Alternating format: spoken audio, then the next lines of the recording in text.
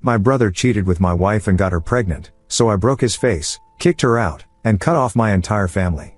Now they're all begging for forgiveness. But I'm never going back. I never thought I'd be writing this, but here we are. Need to get this off my chest before I lose my mind. I'm Dustin, 32, and until 3 days ago, I thought I had it figured out. Good job managing solar farm projects across the state, beautiful wife, 2 amazing kids. The whole package, right? My wife Alia and I met 9 years ago at a friend's barbecue. She was fresh out of her master's program, about to start as a high school guidance counselor. Smart, driven, gorgeous, the type who actually listened when you talked about voltage drops and panel efficiency. We got married 2 years later. Had Mia, who's 5 now and already too smart for her own good. Then Noah came along, just turned 3 last month. My younger brother Cole was my best man at the wedding. 4 years younger than me, he's always been the one everyone gravitates toward. While I was studying electrical systems and project management, he was building his reputation as an artist. Opened his own tattoo studio at 24. The guy's Instagram has like 45K followers now. Mom never shuts up about how creative and special he is. Don't get me wrong, I loved my brother. We were tight growing up. He'd crash at my place in college when things got rough at home. I co-signed his first business loan. When Alia and I got together, Cole just naturally became part of our circle. Sunday dinners, holiday gatherings, random drop-ins when he was between appointments. The last few months, though, something felt off. Alia started working late more often. School budget meetings, parent conferences that ran until 9 p.m., emergency counseling sessions. I'm not an idiot, I noticed. But when you've got 2 kids and a mortgage, you don't go looking for problems that might not exist. She'd been weird about her phone too. Taking it to the bathroom, keeping it face down during dinner, getting defensive when I asked who texted. Just work stuff, Dustin. God, can't I have 5 minutes of privacy? Meanwhile, Cole started showing up more when I wasn't around. I'd come home and find out he'd stopped by for lunch. Helped Alia with grocery runs. Fixed the garage door that one Tuesday I was in Arlington surveying a new site. Just being a good brother-in-law, right? I started working longer hours myself. Big project in Riverside County, 200-acre installation. The kind of job that makes your career if you nail it. Maybe I was avoiding home. Maybe I didn't want to see what was right in front of me. 3 days ago changed everything. I was supposed to be at the Riverside site until evening, but our main transformer failed inspection. Whole crew had to stop work while we waited for the replacement parts. No point standing around an empty field, so I headed home around 2 p.m. Alia's car wasn't in the driveway. Good, I thought. I could grab a shower, maybe watch something that wasn't cartoons for once. I walked through the front door, dropped my keys in the bowl, was heading to the kitchen for a beer when I saw it. There, on the coffee table, like it was meant to be found, an ultrasound photo. Not old. Not from Noah or Mia. The date stamp was from last week. My first thought was confusion. We'd been careful. Alia had an IUD. We'd agreed, 2 kids was perfect. We couldn't afford another, not with the mortgage and Mia starting private kindergarten. I picked up the photo, and that's when I saw the writing on the back. My brother's handwriting. I'd know it anywhere, that weird half-print, half-cursive style he uses for everything. Can't wait, bro. 3 words. That's all it took. My legs went numb. I sat down hard on the couch, still holding that little black and white photo. The room felt like it was tilting. Everything I thought I knew, everything I'd built, everything I'd trusted, gone. Can't wait, bro. Not congrats. Not so happy for you guys. Can't wait, bro. Like he was part of this. Like he was. The reason for this. I stared at that photo for probably 10 minutes. The tiny blob that was about to destroy everything. My phone buzzed with a text from Alia, working late again tonight. There's leftover pasta in the fridge. I looked at the ultrasound. Looked at her text. Back at the ultrasound. Then I did something I'd never done before. I went hunting. First thing I did was photograph that ultrasound. Front, back, even took a video of me finding it on the table. Evidence. That's what my brain kept saying. Evidence. I went to Alia's car first. She always kept a spare key in the garage. Popped the door, checked the center console, nothing. Glove compartment, registration, insurance, some old receipts. Then I looked under the passenger seat. Prenatal vitamins, the expensive ones. The kind she complained about having to take when she was pregnant with Noah because they made her nauseous. Hidden under the seat like contraband. Back inside, I opened my laptop at the kitchen table. Our credit card statements were all digital. Alia insisted on it for the cashback rewards. I'd never really looked closely before. Why would I? We both worked, both contributed, both trusted. 4 months back, Hilton Garden Inn, $127. A Wednesday when she said she was at a district meeting. 3 months back, the Westin, $195. Another late work night. 2 months back, 3 charges at Morrison's, that upscale Italian place downtown. Each for around $90. Dinner for 2, not 1. My phone buzzed. Alia again, don't wait up. This parent is having a breakdown. I almost laughed. Almost. Kept digging. Her gym bag was in the laundry room. I remembered she'd been protective of it lately, taking it upstairs instead of leaving it by the door. Inside, beneath her workout clothes and that disgusting protein shaker she never washed properly, my fingers hit something hard. A phone. A F-word burner phone.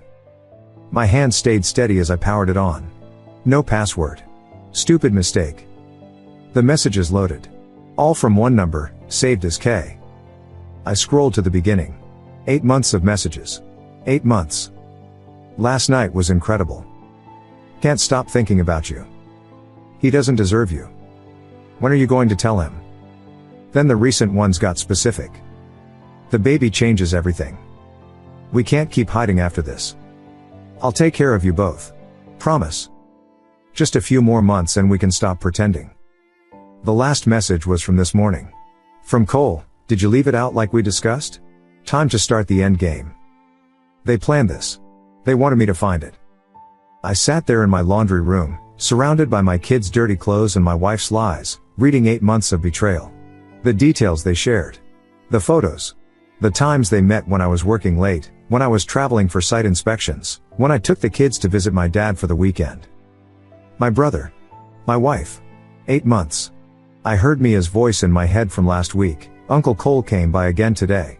He brought Mom flowers because she was sad.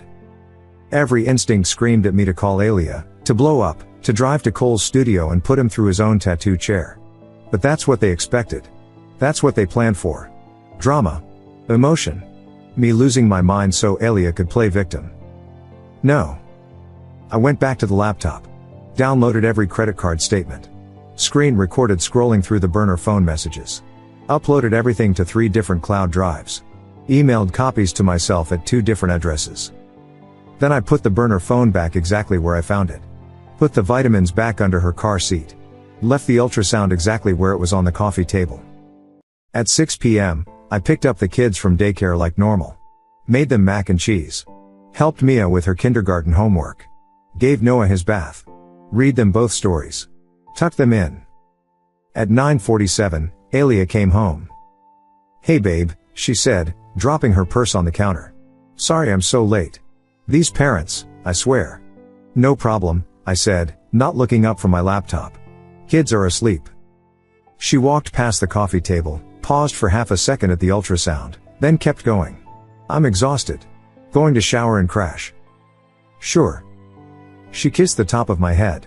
She smelled wrong. Not like perfume or cologne. Just wrong. After she went upstairs, I pulled out the burner phone again. Opened the messages. Typed. Come over tomorrow night at 8. Dustin has a late meeting. We need to talk about telling him. Hit send. Cole replied within 30 seconds. Finally. I'll be there.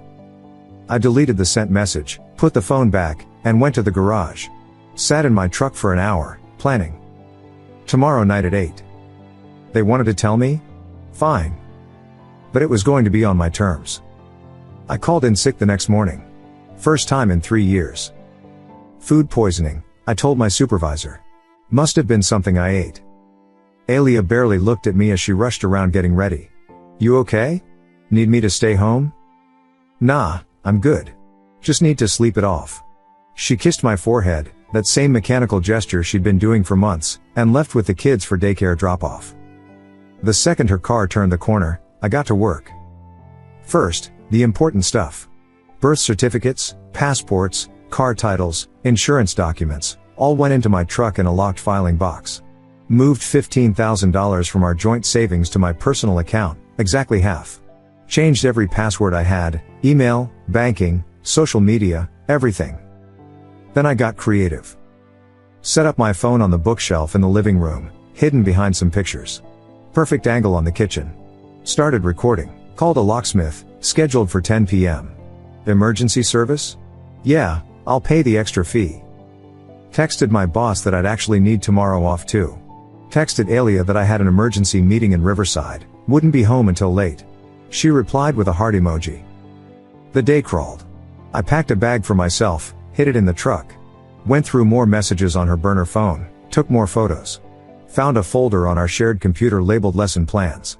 It was full of their photos together. Some explicit. All dated during our marriage. 7:30 p.m. came. I parked my truck 2 blocks away, walked back to my own house like a stranger. Waited in the garage, door cracked just enough to see. 8:03 p.m. Cole's murdered out Challenger pulled up. He got out holding wine and flowers. My brother. Holding flowers for my wife. Walking up to my door like he owned the place. I waited. Heard the door open, heard their voices, gave them 5 minutes.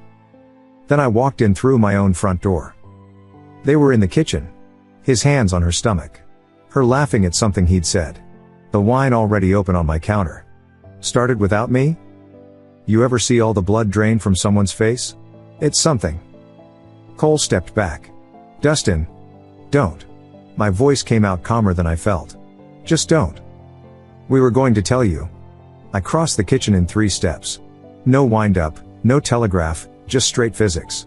My fist connected with his nose, and he dropped like his strings got cut. The sound his face made hitting my tile floor was wet. Alia screamed. Dustin. Stop. Blood was already pooling under Cole's face. He tried to push up, groaning. I put my knee on his back, leaned my full weight down. You're in my house, I said, still calm. With my wife. Touching my life. Please, he coughed, spraying blood on my floor. 8 months. I looked up at Alia. She'd backed against the counter, hand over her mouth. 8 months of F-word, my brother. In my bed? Dustin, I can explain. Our bed? She nodded. One tiny movement. Get out, I told Cole, standing up. Get out before I finish what I started. He scrambled up, hand covering his nose, blood running through his fingers. Looked at Alia, then at me. Go, she whispered. He went. Left the flowers on my counter. Left his dignity on my floor. I turned to Alia. You have 1 hour. Pack what you can carry. Anything left goes on the curb. You can't just, the kids. My lawyer will explain the custody arrangement. Dustin, please. We can work this out. I pulled out her burner phone, set it on the counter. 1 hour. She broke then. Real tears, not the fake ones she'd used so many times. Where am I supposed to go? Call Cole. Oh wait, you've been doing that for 8 months. This is my house too. Was. I pulled up the recording on my phone, showed her the screen. Everything's documented. Your phone, the photos, tonight. 1 hour, or I call the cops and have you trespassed. She grabbed the phone and ran upstairs. I heard drawers slamming, her sobbing, cloth hangers hitting the floor. 53 minutes later, she dragged 2 suitcases down. Makeup ruined, hair a mess. The kids. We'll be fine. Hours up. She left. I locked the door, then started bagging everything she'd left. Clothes, jewelry, photos of us. 7 years of marriage went into garbage bags. At 10 p.m. sharp, the locksmith showed. Every lock, including the garage. At midnight, I put 23 bags on the curb. At 12:47 a.m., my phone exploded. 17 missed calls. My mother. Multiple texts. What did you do to your brother? I stared at my mother's texts. Then I did something that felt better than breaking Cole's nose. I opened the family group chat. 165 members. Aunts, uncles, cousins, everyone from both sides. The chat we used for holiday planning and birthday wishes. Started with the ultrasound photo. Front and back. Cole's handwriting clear as day. Then the credit card statements. Every hotel charge highlighted. The folder of photos from our computer. Selected the ones with timestamps visible, nothing too explicit, just enough. Cole and Alia kissing in my living room. In my bed. In his car. Then screenshots from the burner phone. 8 months of messages. The pregnancy announcement. The plans to leave me. Everything. Typed one message, since everyone will hear their version tomorrow, here's the truth. Send. The chat exploded immediately. My phone rang. Mom. I declined. Rang again. Declined and blocked her number. My cousin Antonio texted separately, holy S-word dude. My Aunt Rosa left the group chat. My Uncle Tony, Cole's a dead man. Then I opened Instagram. Cole's studio account. 45k followers. I had the password, he'd asked me to post for him once when he was at a convention. Uploaded everything there too. Tagged the studio location. Tagged his 3 business partners. Added a simple caption, ask at Cole Tattoo Art about loyalty. Within 10 minutes, the post had 200 comments. People were screenshotting before he could delete it. Refresh the page. Account deleted. Too late. Called my lawyer at 7 a.m. I need emergency custody filing. Today. What happened? Wife's pregnant with my brother's baby. I have evidence. Jesus. Come in at 9. By noon, we'd filed for emergency temporary custody, citing adultery and emotional instability. Froze the joint accounts. Filed for divorce on grounds of adultery. Alia called 43 times. I didn't answer once. At 2 p.m., checked my phone. Cole's business partner Wade had posted in their studio's Facebook group, effective immediately, Cole is no longer affiliated with Apex Inc. We don't tolerate this behavior. At 3 p.m., got a call from an unknown number. Almost didn't answer. Mr. Dustin? Female voice. This is Principal Morrison from Whitfield High. Alia's boss. Several parents have forwarded us concerning social media posts about Mrs. Alia. We need to discuss her employment status. That's between you and her. The posts suggest activities that violate our moral conduct clause. We're placing her on administrative leave pending investigation. Okay. Mr. Dustin, we need to know if these allegations. Check your email. I just sent you everything. Hung up. By evening, the damage was complete. Cole lost his biggest contract, a monthly residency at Voltage Music Hall where touring bands got work done. 3 other clients canceled appointments. His partners sent a formal buyout notice, take $30,000 and leave, or they'd force a sale. Alia got a text from the district. Report to HR Monday morning. But I wasn't done. Went to the bank. Moved our entire investment portfolio, $67,000 in index funds and bonds, into an irrevocable trust. Named Mia and Noah as beneficiaries. Added a provision I'd had my lawyer draft. Additional dependent children of Alia receive support only after both biological parents complete 2 years of court-approved counseling and maintain verified full-time employment for 24 consecutive months. No free rides. No shortcuts. Set up automatic child support payments from Alia's portion of our checking, the maximum allowed by state guidelines. She'd see that Monday when she tried to buy groceries. That evening, I picked up the kids from daycare like nothing happened. Where's mommy? Mia asked. She had to go on a trip for work. Is Uncle Cole coming for dinner Sunday? No, sweetheart. Not anymore. Gave them dinner, baths, stories. Normal dad stuff while their mom's world burned down. At 9 p.m., put them to bed. Kissed their foreheads. Told them I loved them. At 9:47 p.m., heard car doors outside. Looked out the window. 3 cars in my driveway. My mother's Lincoln. Cole's Challenger, him driving with a face full of bandages. Alia's Honda. Mom got out first, already crying. Cole limped out, nose clearly broken, both eyes black. Alia emerged last, looking like she'd aged 5 years in one day. They walked to my door together. My mother, my brother, my wife. The doorbell rang. I grabbed the printed bank statements showing what I'd done with the money, the custody filing, the trust documents. Everything. Then I opened the door. Stop destroying this family, my mother sobbed. I smiled. I'm just getting started. I held up my phone, already recording. You're on camera. Just so we're clear. My mother pushed past me into my house. We're going to talk about this like adults. Adults? I laughed. Which one? The adult who F-word my wife? Or the adult who F-word my brother? Dustin. Mom's voice cracked. That's enough. Cole couldn't look at me. His face was a mess, purple and yellow bruising around both eyes, nose packed with gauze. Alia stayed by the door like she might bolt. Sit, Mom ordered, pointing at my couch. My own couch. This is my house. I don't care. Sit down. I sat. Kept recording. Mom stood in front of me like I was 12 again and she'd caught me stealing quarters from her purse.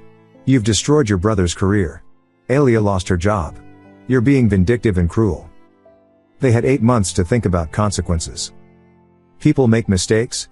Mistakes? I pulled out the printed screenshots. This was a mistake? Slapped them on the coffee table. Messages between them. Planning. Scheming. Laughing about how clueless I was. Mom's face went white reading them. Still think I'm being vindictive? Cole finally spoke, voice muffled through the bandages. I'm sorry. You're sorry? I stood up. You're sorry you got caught. No, we didn't plan for it to happen. 8 months. Dustin, please. Alia stepped forward. Think about the kids. I am thinking about them. That's why I filed for emergency custody. Her face crumbled. You can't take my kids. Our kids. Who you exposed to this S-word. Bringing him around them, lying to them, making them accomplices to your affair. They don't know. Mia told me last week that Uncle Cole brings you flowers when you're sad. Kids aren't stupid, Alia. Silence. Mom grabbed the bank statements from the table. Read them. Read them again. You moved all the money? Into a trust for Mia and Noah. What about? She stopped herself. The baby? I looked at Alia, then Cole. There's a provision for that too. Handed them the trust document.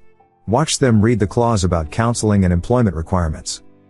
You can't do this, Alia whispered. Already done. That baby needs support. Then get jobs. Both of you. Get counseling. Prove you can be stable parents. Or don't, and figure it out yourselves. Cole stood up. You vindictive piece of... Careful, I said, stepping toward him. You're in my house again. He backed down. The tough tattoo artist with 45k followers, reduced to nothing. I'll contest this, Alia said. My lawyer will. Your lawyer will tell you that adultery changes everything in this state. Check the statute. Mom was crying now. Real tears. This family is broken. No, Mom. It was broken when you spent 30 years telling Cole he was special while I was just dependable. When you made excuses for everything he did. When you taught him he could take whatever he wanted. That's not. Last Christmas, you gave him $5,000 for his studio. You gave me a gift card to Home Depot. For $50. She couldn't answer. He F-worded my wife. In my bed. Got her pregnant. And you came here to defend him. He's my son. So am I. That hung in the air. Alia suddenly spoke up, her voice different. Desperate. We need to talk. Alone. We have lawyers for that. No, Dustin. Please. 5 minutes. I looked at her. Really looked. Something in her eyes was different. Scared. 5 minutes. Outside. We went to the porch. The others stayed inside. What? She was shaking. Actually shaking. I need to tell you something. If it's another lie. The baby. She could barely get the words out.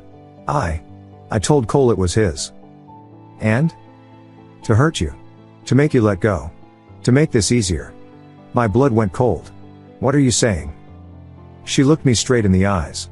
Tears streaming down her face. The baby is yours, Dustin. I lied to everyone. The world tilted. I've only been with him for 3 months.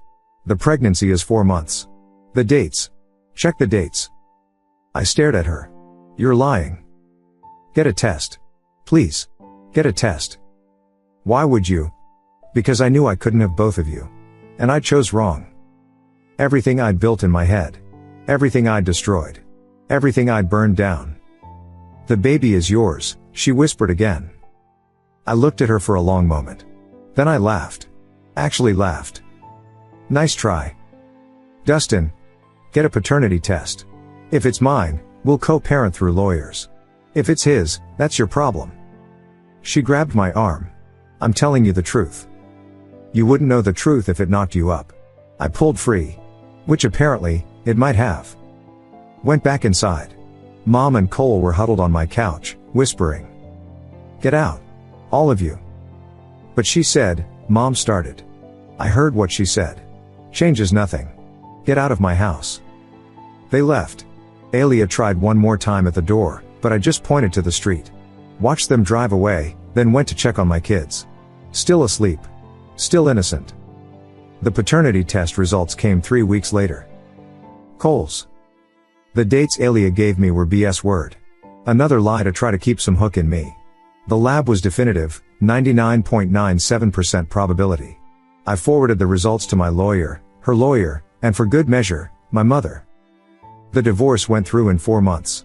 Fastest the state allows with kids involved. I got primary custody, Alia's moral turpitude and job loss made it easy. She got weekends, supervised for the first 6 months. Cole's studio went under completely. His partners bought him out for $30,000, barely enough to cover his debts. He tried getting work at other shops, but in a city this size, word travels. Nobody wanted the drama. Last I heard, he moved to Arizona, working at a strip mall tattoo place that does infinity symbols and butterflies. Alia lost her counseling position permanently. The district doesn't play with scandal. She's substitute teaching now, making a third of what she used to. Living in a 2-bedroom apartment on the south side with Cole's baby. They're still together, supposedly. Though my cousin Antonio told me he saw Cole on Tinder last month. Leopards and spots. Mom tried reaching out for 2 months. Calls, texts, showing up at my house. I never answered. Never opened the door. She finally sent a letter, pages of apologies, justifications, promises to do better. I sent back the custody paperwork with Cole's name circled as the biological father. Haven't heard from her since. The trust I set up is ironclad. Alia's lawyer tried 3 different angles to break it. Failed every time. That baby, Cole's son, gets nothing unless they both complete the counseling and work requirements. 2 years of proof that they can be stable, functioning adults. They're 6 months in. Cole failed his first substance test, weed, and had to restart the clock. Alia missed 2 counseling sessions for emergency childcare issues. Reset. Meanwhile, I got promoted. Regional manager for the entire Southwest Division. Funny how much energy you have when you're not carrying someone else's lies. Bought out Alia's equity in the house, refinanced at a better rate. Even started dating a civil engineer named Brooke who works for the county. She's got her own kids, her own divorce story, her own boundaries. We understand each other. Mia asked about her mom last week. Why she doesn't live with us anymore. Sometimes people make choices that change things, I told her. Did mommy make a bad choice? Yeah, sweetheart. She did. Are you sad? Not anymore. And I meant it.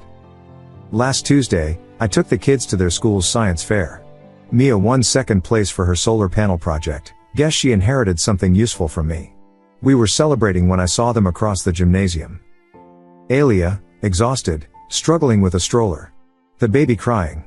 Cole nowhere to be seen, probably working late like she used to. We made eye contact. She looked broken. Aged 10 years and 8 months. The kind of tired that sleep doesn't fix. She started walking toward us. Daddy, look. Noah pulled my attention away, showing me his friend's volcano project. When I looked back, she'd stopped halfway. Just standing there, holding Cole's baby, watching me with my kids. Our kids. The life she threw away for 8 months of sneaking around. I nodded once. Not forgiveness. Not acknowledgement. Just nothing. Then I turned back to my kids, my life, my future. Behind me, I heard the baby cry harder. I heard her walking away. I didn't look back. Some things, once broken, can't be rebuilt. Some choices can't be undone. And some people learn that too late. But that's not my problem anymore. Never was. Never will be again. Thank you so much for watching until the end. If you really like our videos, please don't forget to like, share, and subscribe. Have a great day.